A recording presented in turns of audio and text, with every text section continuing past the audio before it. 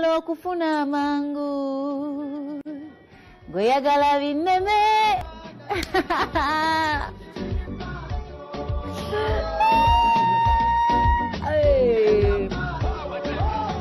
It's a radio love. Mama Nyabo, rest in peace, rest in perfect peace. Continue sleeping with the angels. Oh, mwana mlenzi radio. Moze sechivogo. Mukama Katonda berenga ate amulamuza kisamusasire byonna ebyamusaba konna bonna abantu baffe bazze batuvaako mikwano gyaffe enganda zaffe Mukama Katonda basasire abagondeze embeera y'obulamu ate obwensi gye mulimu owange wasizo kyegwe atulala ku Bukedde TV program ekintu kya weekend Fifi da Queen mukyala nsibuga nayengeddewo dda Munango ogamba otya Christmas yakuyisiza etya eno Christmas yebyewuunyo mawuuno kasobeza yetwabaddemu yakuyisiza etya yonna gye wasinzidde okubanga olya Christmas ng'ogamba gwatulala ku Bukedde TV genda ku page ya Bukedde TV osobola okubanga otubulira nti bane Christmas eno yayawukanye nnyo n'ezeeri endala bw'ensonga ABCD nja kubanga nsoma ku message ate n'amasimu mu maaso awo tugenda kubanga ate tugakwata mukwano gwange tunyumyemu wiiki ebaddemu ebintu bingi nnyo nnyini ddala Fifi da Queen wendi MC Mazinga gyali eyo kukuba iri bagwagwako wagenda okubanga atuweereza leero aŋŋambye waaye kangende kukuba ombuuza abantu naye Christmas yamutabudde But we are used, we kind of used over. No, we are not. Temukigeza. Nenga ye ali kukuba muganda wange gwatulaba agenda kubanga babuuzaako mu ngeri enjawulo nga nange ndi wano bwe batwalaganya wiiki ebaddemu ebintu bingi. Abaana temukyatya bakulu. Abaana temukyatya bakulu bannange kizibu. Akulira akakiiko akagatta abakkiriziganya mu nzikiriziganya y'Abakristo abakkiriza Yesu Kristo oba Yesu Kristo omuli Abakatuliki Abakristaayo abalokole aba Seventh Day aba Orthodox bonna for as long as okkiriza mu Yesu Kristo mukulu Sepriano Kizito Lwanga babaddeko mu kakiiko basooka kuva wa mukulembeze wa ggwanga luli ne basaba essaala era essaala zinayogerako nga nzaagitegedde bulungi ne batagamba mukulembeze w'eggwanga nti abasajja be batukuba okufa obufi ne beerabira omugamba nti abasajja kati munnange ate yabaddeyo n'agamba emyaka 3 bagyongere pulezidenti w'eggwanga era ne bamusaba ayongere okukwatamu mu ssemateeka ne ssemateeka y'eggwanga mwongeremu engalo ey'ogundi bongere mukwatamu mbw ayongere atukalakata ey'esatu nga teri kulonda ne weebuuza lwaki kati yabyogera nga tebannaba kugendako mu kalulu wadde lwaki yabyogera nga abantu tebannakubwa masasi kufiibwa kufa lwaki like he had all the time okwogera bino nga bukyali naye akyogedde kati era nga gamabeera aliikiridde abantu okufa ntizo gye battibwamu biki ate omu ku bakulira abalokole ye nabayo nakati twayogera bwe tutyo abaana ku social media basusizza abakulu ne babateekayo bajja naye omukulu yabaddeyo n'agamba si kirungi okozesa emitimbagano obubi nga mutyoboola oba kati nze kaki waliwo akayimba ka producer wange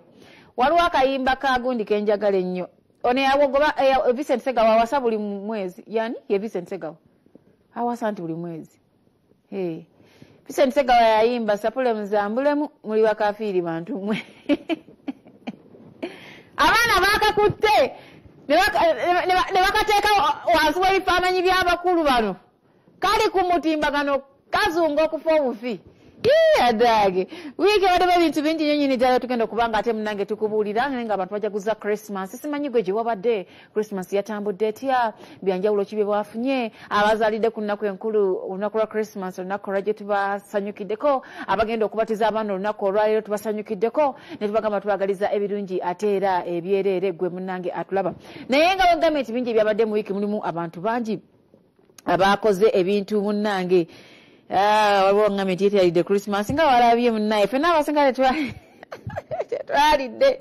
tetwalidde munnange naye nga njagala okusaasira nnyo ababadde bagenda mu kyalo e Masaka nga jamu yabakutte okuva lwe mwasimbula paka kati temunnatuuka Christmas mwagiriridde mu kkubo naye nafunyako ku bifaananyi ebiraga nga abayunra bagezaako okulaba nga bafikisinga Lwera oyo naye Lwera oyo alina emputtu naye Lwera alina emputtu Ivan Ayiva bakuzaalawa Luweero va wano kumpi waffe abeerwera bakutte jam nga wabadde wa Bomose baawo bano ndaba abayunula nga bagezaako munaye okulaba nga ate bakwasaganya embeera okulaba nga ate munange edda mu nteeko okusobola okulaba nga abantu batambulira bagende bulungi nga twongere bagamba mu abafuluma abagende ewaka mugezeeko okulaba nga munnange ate mutambula n'obwegendereza nga muvuga mpola mpola njagala okutegeeza muna Uganda gwe atulaba nga egambe ebikumalamu ebintu bingi nnyini ddala ate okutegeeza nti kati gavumenti ya Uganda yakkiriza ng'eyita mu Ministry of Internal Affairs bakkiriza ate passport zeeyongereyo okumpaka ogwokuna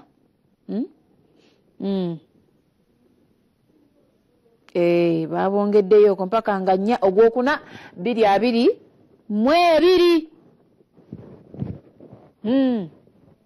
bali bagaye passport zikoma guno naye ekiwandiiko kyafulumye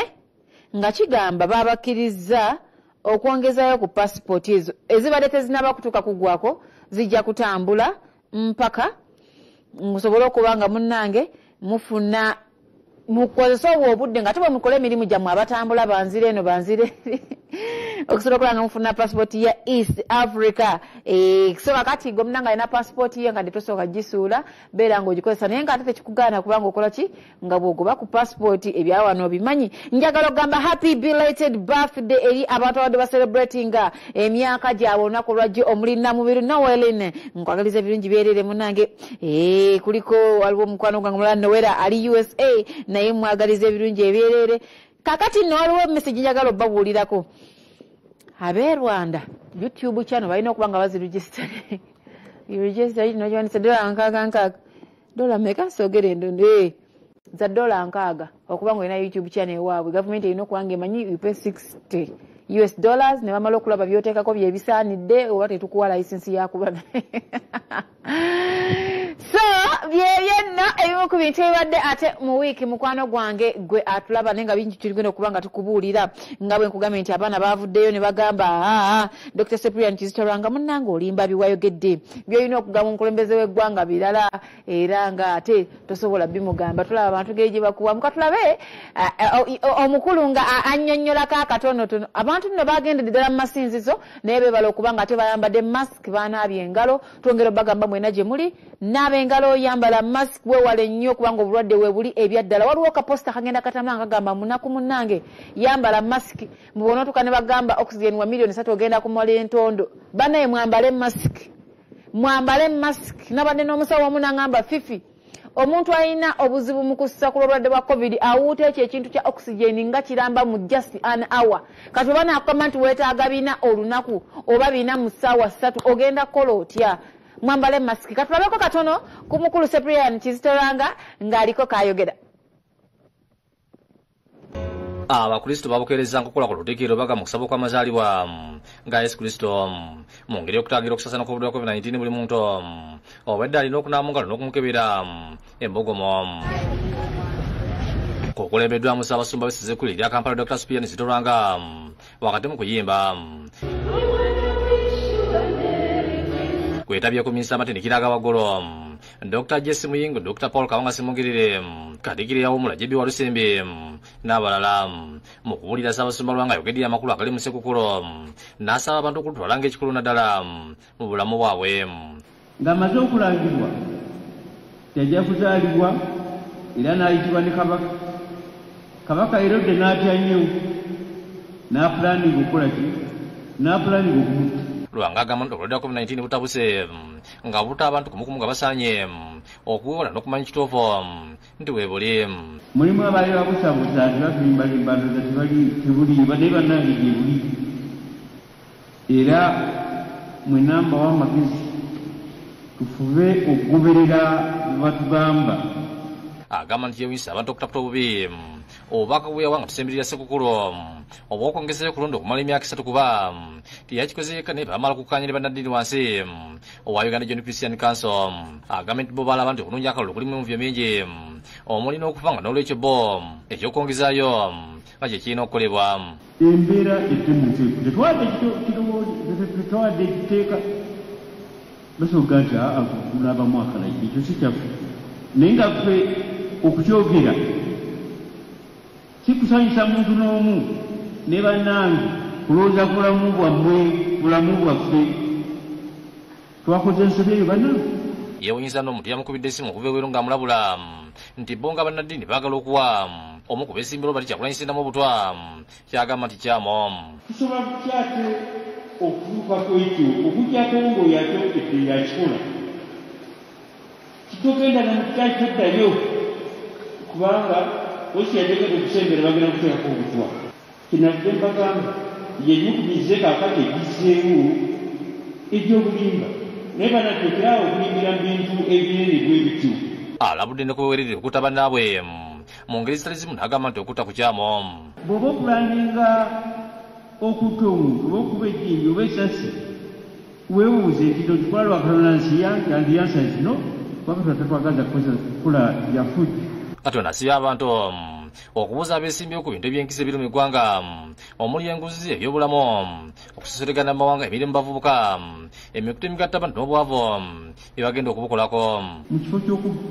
ky'okuvumagana nga ba presidential candidates batuule pulaani zaabwe ezinaatuyamba okuvunuka ebyo byonna ebitusoomooza. In one sentence. Ye Minisita Muyingo asabye buli muntu okukolera emirembe neyebaza Ssaabasumba olw'obubaka bw'awadde. Uganda yeetaaga emirembe. Nze ssaala yange w'essaala yaffe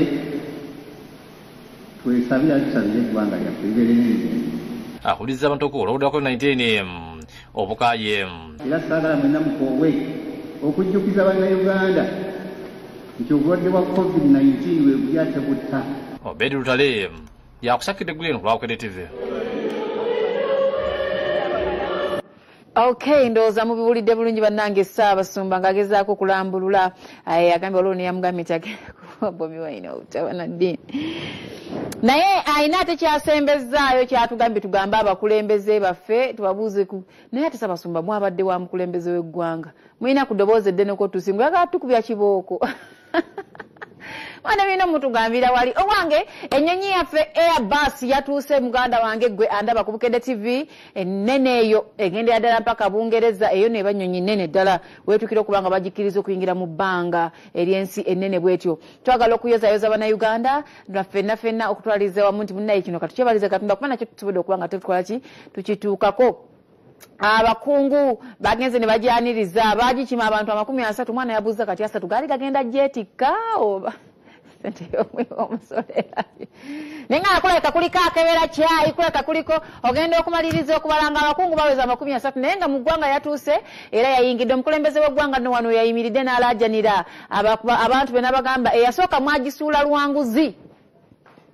eno munyambe temugisuula ekisinga okunsaza omukulembeze w'eggwanga akimanyi nti eggwanga lirimu enguzi amanyi n'abagirya lwaki tosibaasiba ku bantu bano enguzi neerekeraawo kubanga bwe bakyasinza okutta sisitimu abantu abo bali enguzi naye nga twagala okubanga tuyozaayoza bannaffe mwenna abannayuganda okutwaliza wamu tekiriko munnabyabufuzi oba wakibiina kyo wakibiina kyo tugisanyukidde kubanga yaffe sente za muwi wa musolo tugenda kubanga ate tugiwagira nayo era mu ngeri ey'enjawulo ate munnange tunaakugamba tutya gwe ali eyo. Mazinga agenda kubanga naye atweyungako mu maaso awo atubuulire gy'atambulidde kukuba abantu bagamba batya naye ng'osobola okuba ng'otuwandiikira obubaka n'otubuulira Christmas yo yagenze etya. Producer wange nonyeza akayimba akagamba Christmas yo mwaka guno mama njagala kugirira nawe mwana mulenzi Bobi Wine ne Pademan mwana we Kobe ngenda kubanga nkaweereza abantu abagenze mu byalo nga mwagiridde n'abantu nga temwagenze mu kyalo kweraga kati siwe wali COVID amba ne mweraga obi babawerekera mu toyi babawerekera mu biyigo ne babawereke simamu mutya mu nnimiro simanya katusubira olugezigezi mwatutte lutonotono ate era katusubire mwamaze okwekebeza COVID before you people went to the village okubanga munnanga abantu temubasinga bulwadde ate era niwamuvaayo omwekebereko ku ndwadde kati ogenda n'obagamba bubabuuza mwatutte emigaati n'ennyama ebimala kubanga munsobera mutwala mitono ate ne bagibawa ne muleka nga mugiridde Ivan abantu bagenda niko ogenda mu kyalo twala emigaati emika mugenda n'akagaati kawa bubi ate ne bawagabula ne mubulya fo kigirekerayo mugitwalidde oba okitegeera kati subire nti bannaffe mwanyumiddwa olunaku luno ate gwe munnanga atalufunyemu bulungi naye ng'okyali mulamu nga wafunyemu ebizibuzibu njagala okujjukiza nga tonabako ekyawa nti tolina kyokoze oba wakubeeredde lubi lowooza kwalina ssente ate nga Mukama yamujjuludde mu bulamu bw'ensi osigale nga weebaza Katonda kubanga munnange asigalayo Katonda mu mbeera ate yonna Gwena atulaba ku Bukedde TV nyongera okutegeeza ntulina agafa ku bidduka mu maaso awo nago tugenda kubanga ate munange tugakuwa ate tukuwe n'agafa namugwe by'emizannyo tugoberenga nagwo ogamanya bulungi nyongera ddala olugambo tugenda kubanga tulukuwa mu maaso awo mpola mpola. Banange waliwo akavidiyo akabadde katambula akakatumba bannange mwakalabye ng'abasirikale abakuuma katumba bali ambushed n'abasirikale ba police wamu n'abasirikale abali mu leeya bwe baba nga badde basirikale bannange okulwanagana ne kubeera wali naye omwana wa counter terrorism yabalaze nti ate ffe aba counter terrorism level yaffe ya wagguluko kuyammooba omanyi poliisi ya Uganda esesa buli muntu ajja ne order yiye ono n'agamba mu mukwatu oli n'agamba mu mutte ono n'agamba mu musibo ono n'agamba okitegeera natunulidde aba poliisi ne poliisi nga balwanagana balina emmundu nti risk gye bataddewo y'amaanyi nnyo ku bulamu bw'abantu ono aprotectinga Katumba agamba Katumba oyo temumukwatako ono agamba mutte ono ayagala muggyako emmundu ono aganze sita mmundu kagamba natunulidde poliisi ye Uganda n'engamba naye Mukama Katonda wange abakulira poliisi bino babiraba bo tebibaluma tebibaswaza bannange poliisi yo mwaka guno bambi mugwetisse nze mbabuulira ono wa poliisi nono wa poliisi naye balwanagana okufa obufi olaba mukuba Katumba nze mulimu bye neewuunya ayina abawagizi omu n'ekitundu oba babiri baweeza ababiri luli baali omu n'ekitundu aka baweeza ababiri ne Katumba wabawagizi ababiri n'amuliya ati atabeera mu ngato kweganza naye n'atunuulira owa poliisi agikulira ng'akyapa kufulumya kutiya gaasi mu kitundu kye n'omugamba ne Katumba alina abantu omu n'ekitundu wuuno afuluma n'abantu bagenda teyeetaaga kuba abantu babatiya gaasi teyeetaaga kusikambulangayo musika Katumba of all people naye nga twagala okwongera kugamba Uganda police bwe tweyongera mu maaso tugenda mu kulonda mwongera okubeerako abakakamu mwongera okutulaga nti mutwagala ng'abannansi oba okitegeera mpozi nenyongera n'okulajanira abaganda bange tokyokoza mukuumaddembe bwobanga actually oyagala okulonda weewala okukyokoza omukuumaddembe manya woolondera nga bukyali tuukayo manye nti kituufu olonderayo okitegeera ekirala toyambala kala zikwatagala na zikunakubya kibooko beera n'endagamuntu yo weewala okubanga otamidde olunaku olwo kwega weewale nnyo kubanga tusigaze ennaku ntono okgenda mu kulonda awo naye oteewala ebintu bimu muganda ng'oyinza obutatuuka na kulonda nga either osibiddwa okitegeera nabbi omukazi yaddiziddwayo bambi kwa limanda ekitalya munnamateeka awo abalwanyirizi b'eddembe naye bwe yakwatiddwa ebwatu yatwaliddwa era naye ekitalya so ebintu bingi bikyagenda mu maaso mu ggwanga tugenda kuba nga tubikubuulira gwatulaba ku Bukedde TV tugenda kuba nga tuwumulamu katunonye nyini ddala tugendeko ate mu gafa ku bidduka bwe tudda tulabe dda munnaffe wawaali MC Mazinga asobole okuba nga atubuulira abali bo bagamba batya obulamu babututu batya Christmas yabatambudde tetova ku Bukedde TV program ekinta kya weekend akayimba Christmas y'omwaka guno njagala kabanyumire naddala mwenna abali mu byalo abazadde mu batubuulizeeko temukola nnyo malala temukola nnyo lugezigezi na simu zino za takula sindika abaana bo mu byalo temubateekako pressure kubatiisa mubeere bakkakkamu kubanga at the end of the day fena tusigala tuli bantu. Oh mama tuli sajja kusaba kisonyiwo nawe omanyi ene emirimu mingi tuba mu kukazana nagezaako mama nfuna akasente nzije naye kambula olwo nekyo kujja mu bato bange nga nyanjala ngalo